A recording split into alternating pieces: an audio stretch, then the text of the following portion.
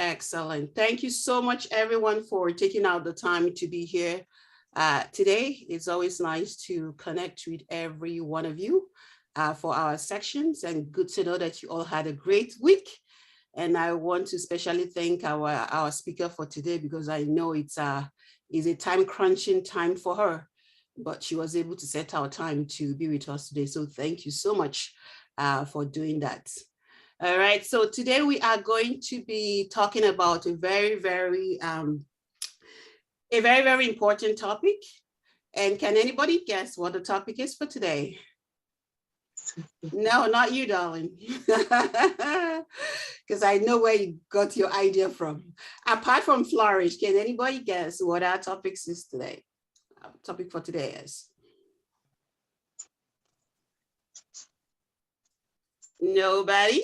All right, it's about talking. So what do you think it could be?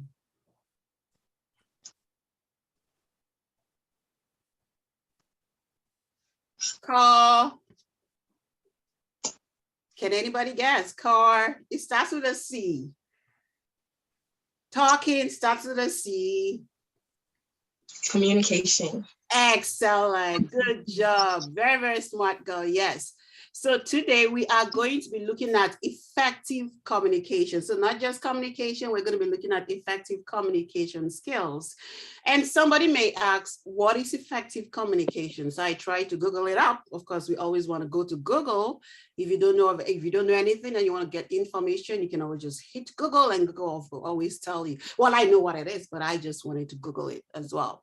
So Google defined it as a process of exchanging ideas, thoughts, knowledge, and information such that the purpose or intention is fulfilled in the best possible manner. So in simple words, it's nothing but a presentation of views by the sender in the way best understood by the receiver. So that's Google's definition. So effective communication is more than just exchanging information. It's about understanding the emotions and the intentions behind the information. So in other words, it's not just listening and hearing what the person has to say, but sometimes the emotion actually, do you know there are sometimes you can tell somebody yes when you actually mean no? You just said yes because you think that's what the person wants to hear, but then your emotion sometimes gives you away because in your heart it is a no. Okay, so effective communication is about understanding those emotions. So in other words, when somebody is talking to you, you try to understand. There's so many factors to look at to be able to receive the message that the person is trying to communicate with you.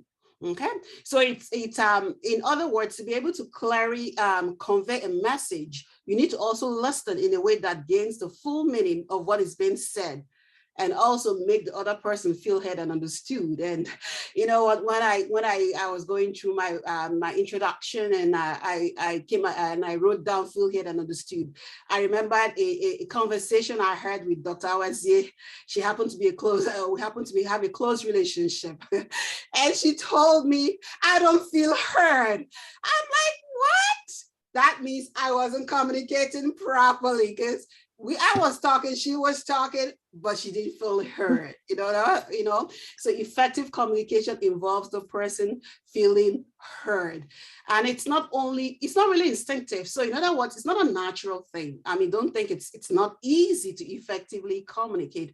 All too often, when we try to communicate with others, we say one thing and the other person hears something else. Has it ever happened to any one of you before? I mean, you're saying one thing, but the person that you're telling is actually hearing something else. And I know it has happened to me on so many occasions. So there is often misunderstanding, frustration, and conflict often ensues when things like that happen, because the person, I mean, what you meant to say was not actually what you meant to say. And sometimes when the person repeats what I said, I'm like, hey, that's not what I meant to say, but that's actually what came out from your mouth. So this can cause a lot of problem at home if care is not taken at school, even at work, or any relationship at all that you have, there will always be a challenge if you don't effectively communicate. And oftentimes communicating more clearly and effectively requires learning some important skills. And that is why we're having a workshop today. We are going to learn the skills to properly communicate so that we can effectively communicate. So whether you're trying to improve communication with your friends at school, maybe your teachers, your boss, your coworkers, learning these skills can deepen your connections to others, build greater trust and respect. It improves teamwork, problem solving, and your overall social and emotional health.